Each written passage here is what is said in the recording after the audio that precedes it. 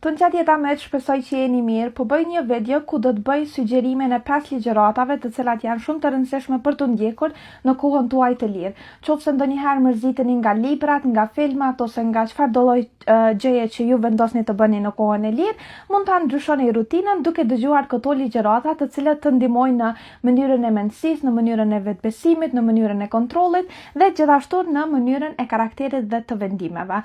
Unë kam shkruar një listë me 5 ligjërata të cilat unë i kam dëgjuar dhe mendoj që do të ishte mirë që çdo kush t'i dëgjonte, sepse me të vërtetë të ndihmojnë në zhvillimin e karakterit, por gjithashtu të bëjnë të mendosh më ndryshe.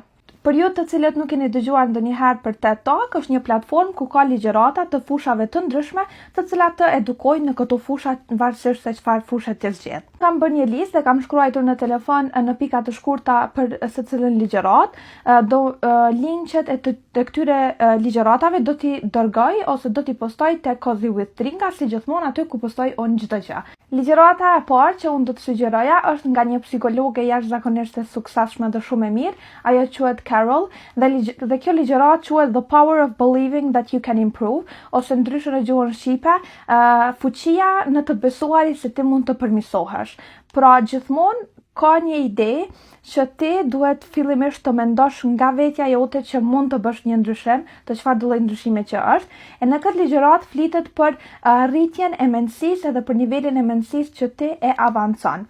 Pra ideja kryesore janë 2 ide kryesore që kjo i diskuton gjatë kësaj ligjërate, janë mindseti i rregulluar dhe rritja e mindsetit. Pra ti mund të kesh një mindset i cili një mendësi, të themi që ti mund të kesh një mendësi që do duhej ose e ke të nevojshme ta ndryshosh, mund ta desh ose të mos ta desh, pra varësisht prej vetdijes edhe mosvetdijes tënde dhe fuqisë që e mbizotrojmë në atë që duam të ndryshojmë në mendësi. Dhe gjithashtu e dyta është se si të arrisim atë mendësi në nivelin ku ne jemi, pra të kalojmë në nivele të tjera të mendësisë. Është një mësim shumë interesant dhe shumë i mirë, ku bëhet dallimi mes këtyre 2 kategorive, edhe është shumë e rëndësishme të dëgjojmë ligjëratën edhe shpesh herë kuptojmë. Ndonjëherë i ngatrojmë edhe pse mendojmë që kemi vetdije të plotë për gjërat që ne i bëjmë në aspekt të mendësisë. Kështu edhe ligjëratën e dytë e kam zgjedhur nga një psikologe, pas kam zgjedhur femra në fillim, po me të vërtetë janë ligjërata shumë të mira. Ligjërata e dytë vjen nga psikologja Angela Duckworth, e cila ka një ligjërat, do ta shkruaj edhe titullin këtu se është i gjatë, ku tregon për suksesin, pra për mënyrën se si suksesi vjen. Mesazhi i kësaj ligjërate është që njerëzit të cilët nuk dorëzohen gjithmonë kanë gjasa më të mëdha për të arritur suksesin se sa ata njerëz të cilët dorëzohen. Është një ligjëratë që bazohet më shumë te ideja që sado që ta kesh talentin, suksesi nuk vjen nga talenti nëse nuk ka punë, edhe mënyrën se si e ndon punën për të arritur në sukseset e tua. Ajo qua një metodë gret ku ka të bëjë me pasionin që është qëllimi kryesor edhe puna 1 vjeçare që bëhet për të arritur suksesin edhe qëllimin tënd. Ligjëratën e tretë kam zgjedhur nga një shkrimtar që quhet Tim, dhe kjo ligjërat ka të bëjë me faktin se si ne i shtym gjërat, pra i shtym gjërat për të vepruar, edhe ai përdor në ligjërat një metodë humoristike për me tregu mesazhin e tij. Mësimi kryesor i kësaj ligjërate është që shumë njerëz nuk dështojnë nga mungesa e aftësisë, por nga menaxhimi i kohës dhe disiplinës. Ligjërata e 4 dhe jo më pak e rëndësishme është nga Simon, ku ai është një autor i jashtëzakonshëm edhe e prezanton idenë e famshme fillo me pse.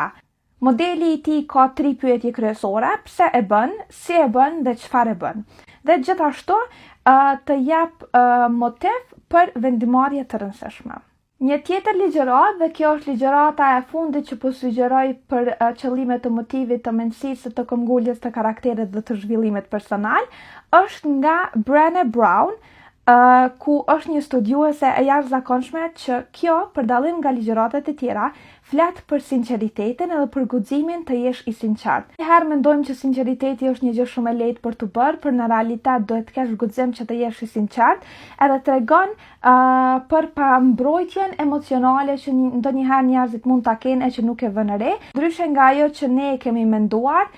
Brené tregon se ideja kryesore është që njerëzit janë shumë më të fuqishëm dhe më të fortë dhe kanë një zhvillim të karakterit më të mirë kur ata dinë dhe pranojnë dobësitë e tyre. Më saktë dhe më e mira të punojnë në këto dobësi.